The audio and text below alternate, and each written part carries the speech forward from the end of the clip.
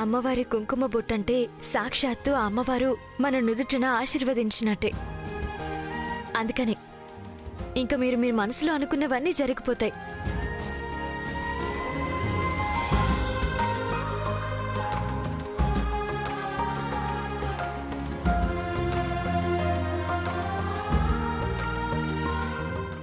ఏమైంది సార్ వారు?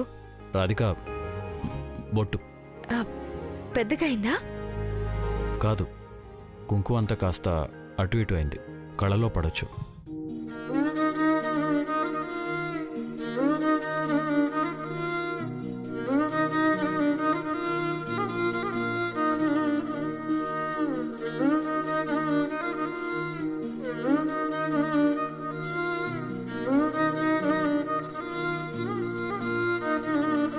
ఈ అదృష్టం మీ భార్య స్థానంలో దక్కుతుందనుకున్నాను, కానీ ఆ అమ్మవారు ఈ రూపంలో ఇలా రాసి పెట్టారు.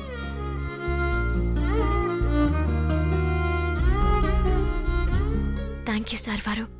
ఇంత చిన్న విషయానికి కూడా థ్యాంక్స్ చెప్తారా? ఇది మీ దృష్టిలో చిన్న విషయమే, కానీ నాకు మాత్రం జీవితాంతం గుర్తుండిపోయే అద్భుతమైన జ్ఞాపకం. గుర్తొచ్చిన ప్రతిసారి ఈ గుండెకి ఉప్పొంగిపోయేంత సంతోషం.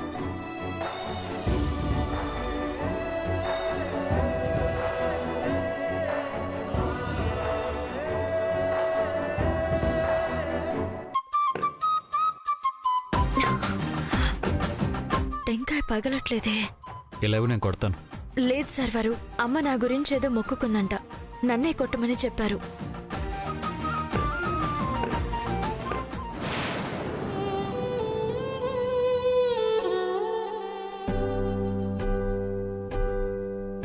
ఇప్పుడు కొట్టు.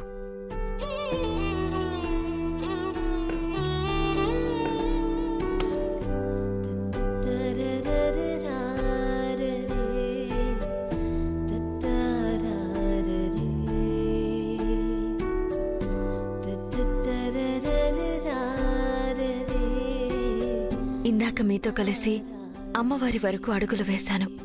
మీరు నా నుదుటిన కుంకుమ సరిచేశారు. ఇప్పుడు ఇద్దరం కలిసి అమ్మవారికి కొబ్బరికాయ కొట్టాం. ఇదంతా యాదృచ్ఛికమో లేదంటే అమ్మవారి సంకల్పమో అర్థం కావట్లేదు. ఆ అమ్మవారు ఎందుకు మనతో ఇలా చేస్తున్నారో, ఇవి వేటికి సంకేతమో తెలియట్లేదు.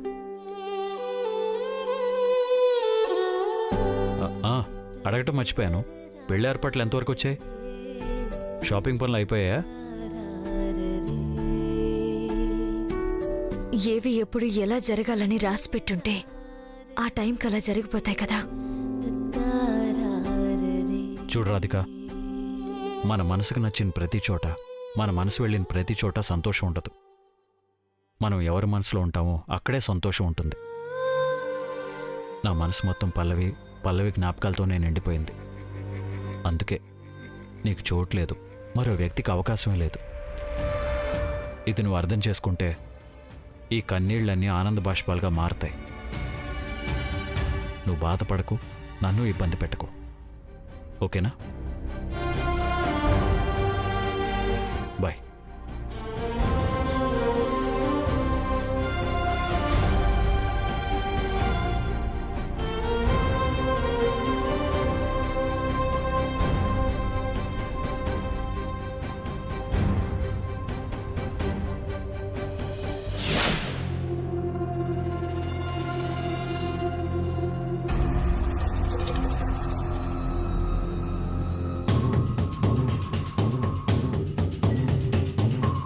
ఎంత జానవే నువ్వు!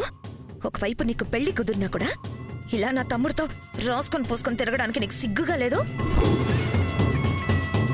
అసలు ఇలాంటి వాళ్ళని ఏమంటారో తెలుసా? నోరు అదుపులో పెట్టుకుని మాట్లాడండి. మీరు సార్ వారికి అక్క అనే ఒకే ఒక్క కారణంతో ఆగాను, లేదంటే మీ మాటలకి తగిన సమాధానం చెప్పుండేదాన్ని. వేరే వాళ్లతో పెళ్లి కుదిరా కూడా సిగ్గు లేకుండా ఇలాంటి కార్యక్రమాలు వెలగబెడుతూ ఇంకా ఏంట వాగుతున్నావు? ఆపో! ఇంకొక్క మాట నీ నోట్లోంచి బయటకు వచ్చిందంటే నా చెయ్యి నా కంట్రోల్లో ఉండదు.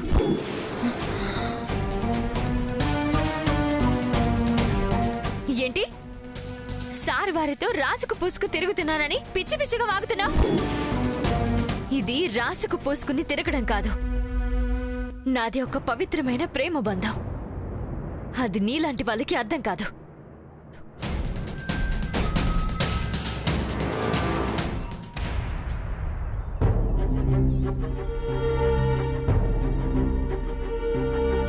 ఏంటయ్యా రత్నం ఇది?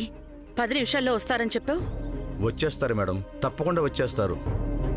రత్నం, నా భయం నీకు అర్థం కావడం లేదు. కార్తీక్ పెళ్లి గురించి స్వామీజీ చెప్పిన గడువులో కేవలం 4 రోజులే ఉంది. ఇప్పుడు ప్రతి క్షణం నాకు చాలా ముఖ్యం. ఒక్కో క్షణం గుర్తొస్తుంటే నాలో ఎంత టెన్షన్ పెరిగిపోతుందో నాకే తెలుసు. ఏదో కట్ చేసి ఈ 4 రోజుల్లోపు ఖచ్చితంగా కార్తీక్ పెళ్లి చేసి తీరాలి. వాడి జీవితం నరకంలోకి వెళ్లకుండా జాగ్రత్త పడాలి. లేదంటే కార్తీక్ భవిష్యత్తు శూన్యంగా మారిందనే బాధతో నేనొక్క క్షణం కూడా బ్రతకలేను. మేడం, అంతా మీరు అనుకున్నట్టే జరుగుతుంది. చెప్పిన ప్రకారం వాళ్ళు తప్పకుండా వస్తారు. మీరు టెన్షన్ పడకండి. అదిగో వచ్చేశారు.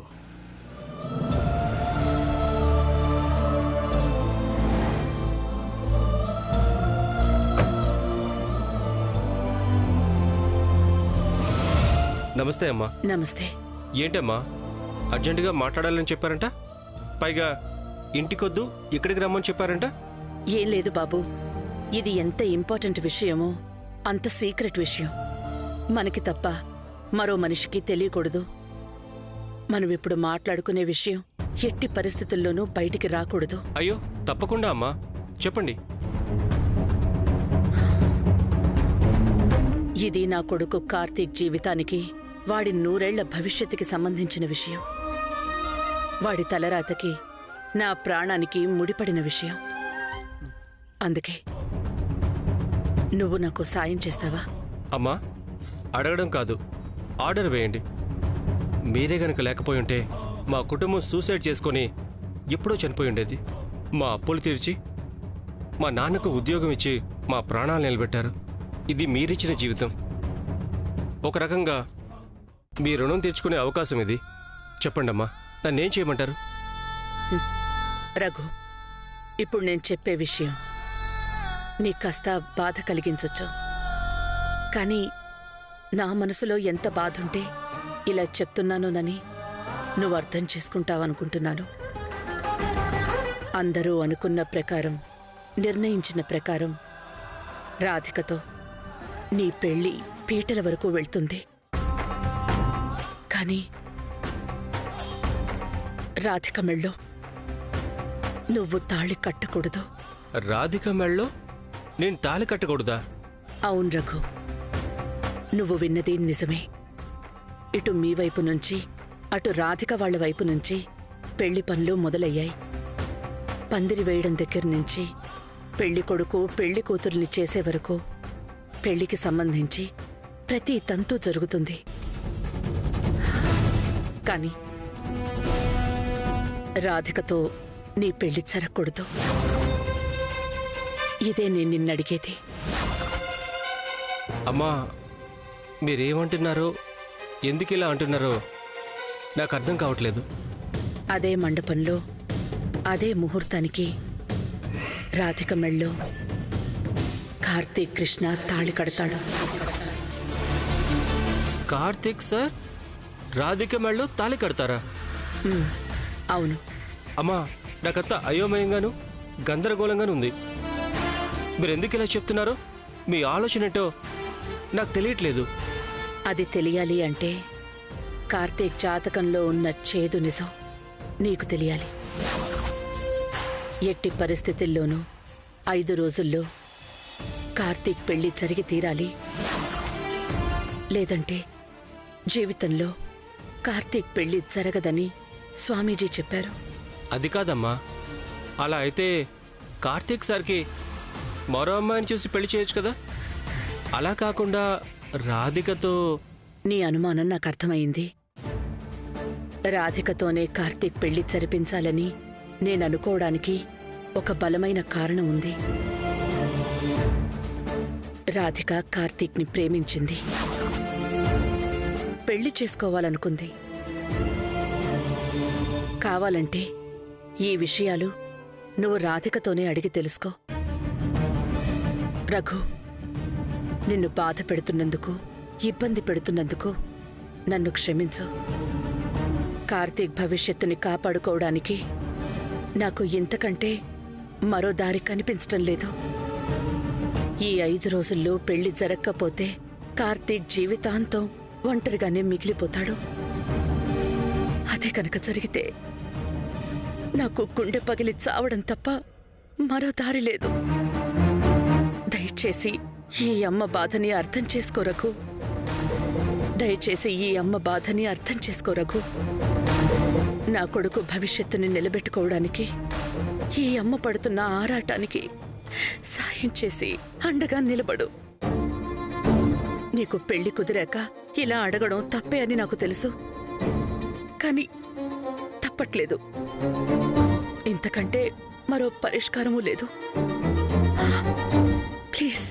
అయ్యో అమ్మా, మీరు పెద్దవాళ్ళు, మీరు దండం పెట్టడం ఏంటి? అమ్మా, కార్తీక్ సార్ గురించి మీరు పడుతున్న బాధ నాకు అర్థమైంది. మా కుటుంబాన్ని నిలబెట్టిన మీకు ఇంత చిన్న సాయం కూడా చేయకపోతే అర్థమే ఉంది. చేస్తానమ్మా, మీరు చెప్పిన ప్రకారం తప్పకుండా చేస్తాను.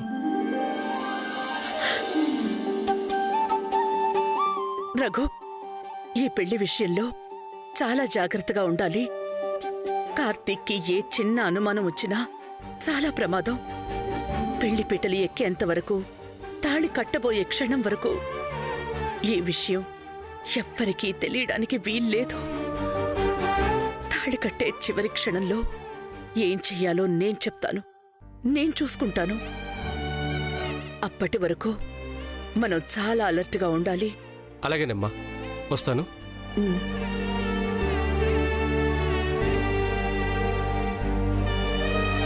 రఘు ఒప్పుకున్నాడు. సగం టెన్షన్ పోయింది. ఇక కార్తీక్కి ఏ అనుమానం రాకుండా మిగతా విషయాలు కూడా జరిపించాలి. బావగారు కూర్చోండి. కూర్చో బాబు. కూర్చో. ఏంట్రా ఇది? పెళ్లి ముహూర్తం పెట్టించడానికి ఇక్కడికి వస్తున్నామని తెలుసు కదా, మరేంటి ఇంత లేటు? సడన్గా ఒక ఇంపార్టెంట్ వర్క్ పడిందమ్మా, వెళ్ళక తప్పలేదు.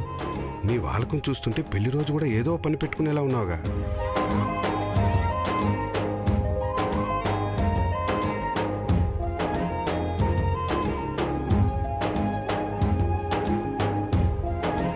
ఈ నెలలో అయితే ఇంకో వారం రోజుల్లోపు ముహూర్తాలున్నాయి. ఆ తర్వాత మరో 2 నెలల వరకు ముహూర్తాలు లేవండి. వారం రోజుల్లోపే ముహూర్తాలున్నాయని మాకు తెలిసిన వాళ్ళు ఆల్రెడీ చెప్పారండి. ఈలోపే పెళ్లి జరిపించాలని కూడా మేమంతా మాట్లాడుకున్నాం. అందుకని ఈ వారం రోజుల్లోపు మంచి ముహూర్తం ఎప్పుడుంటే అప్పుడే పెట్టేసేయండి. అది కాదండి, మరీ ఇంత తక్కువ టైంలో అయితే మా కష్టం అవుతుంది. అందుకని 2 నెలల తర్వాత పెళ్లి పెట్టుకుందాం. సరే బాబు, మీ ఇష్టం. మీకు ఎలా అనుకూలంగా ఉంటే అలానే చేద్దాం. పూజారి గారు, అయ్యా 2 నెలల తర్వాత మంచి ముహూర్తం ఎప్పుడుందో కొంచెం చూడండి. అలాగే బాబు. లేదండి, అంత టైం నాకు లేదు. ప్రాబ్లం అవుతుంది. 1 వీక్లో నేను లండన్ వెళ్తున్నాను. ఇప్పుడు నేను ఆ పని మీదే వెళ్ళొస్తున్నాను. అందుకని 5 రోజుల్లోపే పెళ్లి జరిగిపోవాలి. అది కాదండి, మాకు రావాల్సిన అమౌంట్ నెక్స్ట్ మంత్లో వస్తుంది. అందుకని 2 నెలల తర్వాత అంటున్నాను. అవును బాబు, 5 రోజుల్లో పెళ్లి ఏర్పాట్లు చేయడం అంటే మాకు చాలా కష్టం అవుతుంది. ఆంటీ గారు, ఈ విషయం గురించి మీరు అస్సలు టెన్షన్ పడాల్సిన అవసరం లేదు. ఎందుకంటే మాకు తెలిసిన ధర్మావతి గారి కుటుంబం వాళ్ళ చేతుల మీదుగా మా పెళ్లి జరిపిస్తామని మాటిచ్చారు. ధర్మావతి గారి ఆశీర్వాదం తీసుకోవడం కోసం నిన్న మేము వాళ్ళ ఇంటికి వెళ్ళినప్పుడు కార్తీక్ సార్ ఇదే మాట చెప్పారు. అందుకని టైం తక్కువగా ఉన్నా సరే పెళ్లి ఏర్పాట్లు వాళ్ళు చేస్తారండి. ఈ విషయం గురించి మనం టెన్షన్ పడాల్సిన అవసరమే లేదు. సారీ, నా చెల్లి పెళ్ళి ఎవరో ఏర్పాటు చేయడం నాకు ఇష్టం లేదు. ఈ మాట నేను అక్కడే చెప్దాం అనుకున్నాను, కానీ వాళ్ళు బాధపడతారని చెప్పలేదు. వాళ్ళు మా కుటుంబానికి చాలా కావాల్సిన వాళ్ళు. ఒక రకంగా నేను వాళ్ళింట్లో పిల్లాడిలా పెరిగాను. ఆ ప్రేమతోనే వాళ్ల చేతుల మీదుగా మా పెళ్లి జరిపిస్తామని చెప్పారు. వాళ్ళంత ప్రేమగా చెప్పినప్పుడు కాదంటే బాధపడతారు కదండి. కావచ్చు, కానీ మా కుటుంబం వైపు నుంచి మాకు కూడా కొన్ని అభిప్రాయాలు ఉంటాయి కదా. చూడండి బాబు, మేం రూపాయి కట్నం అడగలేదు. పెళ్లి ఖర్చులు మిమ్మల్ని పెట్టుకోమని అంతకన్నా అడగలేదు. ధర్మావతి గారి కుటుంబ సభ్యులంటే మా దృష్టిలో దేవుళ్ళు. అంత పెద్ద మనసుతో వాళ్ళు మా అబ్బాయి పెళ్లి జరిపిస్తామన్న మాటని మేం కాదనలేం. ఇక మీ ఇష్టం అండి. భార్గవ, వాళ్ళంతలా అడుగుతున్నారు కదా, కాదంటవెందుకు? ఎక్కడైతే ఏముంది, ఎవరి చేతుల మీదుగా జరిపిస్తే ఏముంది? పెళ్లి జరగటం ముఖ్యం. ఏం పర్వాలేదురా, ఒప్పుకో. సరేనండి, మీ ఇష్టం. బాబు, ఈ రోజు నుండి సరిగ్గా 5వ రోజు 12:45 దివ్యమైన అద్భుతమైన ముహూర్తం ఉంది బాబు. ఆ ముహూర్తమే ఖరారు చేయండి. అలాగే బాబు.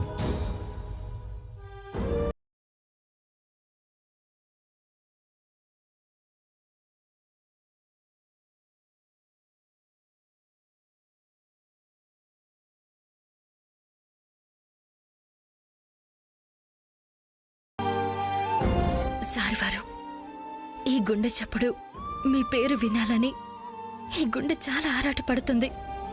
ఇప్పుడు మీ పేరు మూగబోయింది. భవిష్యత్తులో ఈ గుండె కూడా ఆగిపోతుందేమో.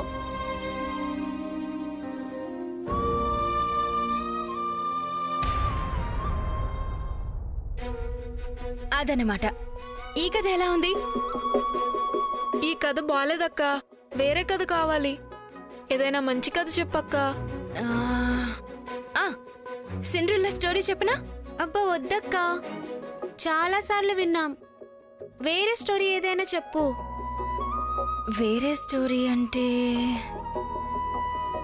కనులకు తెలియదే, తనువుకు తెలుపదే, వివరములడగదే నా గుండెలోతు. సమయము కదలదే, సకలము నిలవదే, క్షణమొక యుగమైన ఈ వింత ఖైదు. నాలోన నువ్వు, నేనైన నువ్వు, నా కొంచె అంచుల్లో నీ. చెబుతాను. దేవుడు భక్తురాలికి సంబంధించిన ఒక ప్రేమ కథని చెబుతాను. ఏంటి, దేవుడికి భక్తురాలికి లవ్ స్టోరీనా? అవును. దేవుడు ఆకాశంలో కదా ఉండేది, భక్తురాలు భూమి మీద కదా ఉండేది. మరి వాళ్ళిద్దరు ఎలా లవ్ చేసుకున్నారు? చెబుతాను, వినండి. ఎలా ప్రేమించుకున్నారో మీకే అర్థమవుతుంది.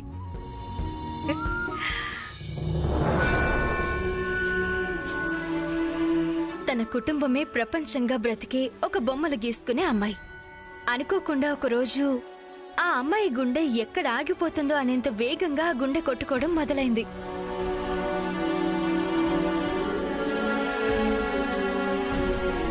ఎప్పుడూ లేనిది ఆ గుండె ఎందుకంత వేగంగా కొట్టుకుంటుందో ఆ అమ్మాయికి అర్థం కాలేదు.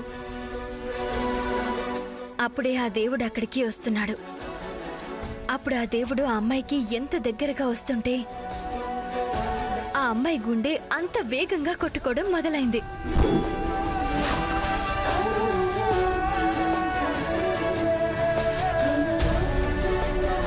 తనకి తెలియకుండానే ఆ అమ్మాయి గుండె ఆ దేవుడి ప్రేమలో పడిపోయింది.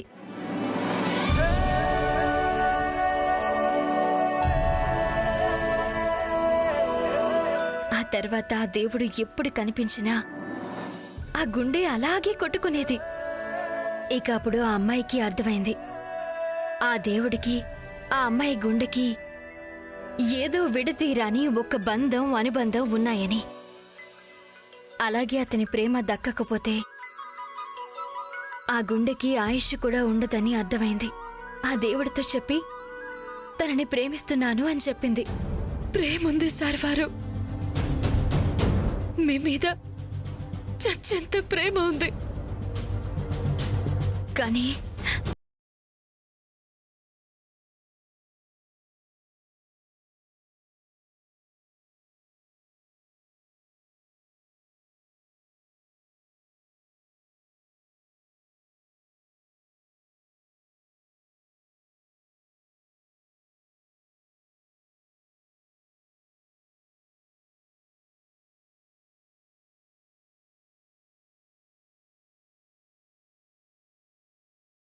అర్థం చేసుకోలేదు.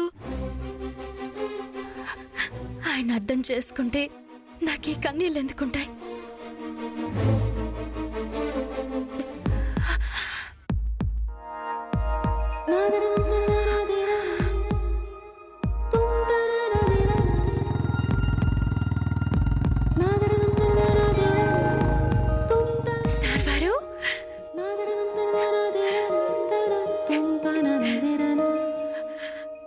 ఇక్కడేం చేస్తున్నావు?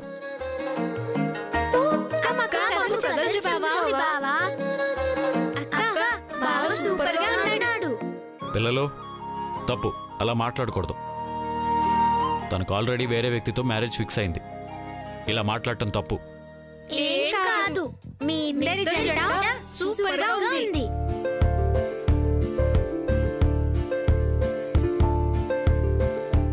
ఏంటి దొంగని పోలీస్ చూస్తున్నట్టు అలా చూస్తున్నారు? చివరికి పిల్లలకి చెప్పడం కూడా స్టార్ట్ చేసావా? ఇంకెందుకు లేటు? ఏదో ఒక న్యూస్ ఛానల్కి వెళ్ళి అందరికీ చెప్పేసేపోయావా? నేనేం వాళ్ళకి చెప్పలేదు. వాళ్ళు ఏదైనా కథ చెప్పమంటే దేవుడు భక్తిరాలు అని పేరు పెట్టి మన కథ చెప్పాను.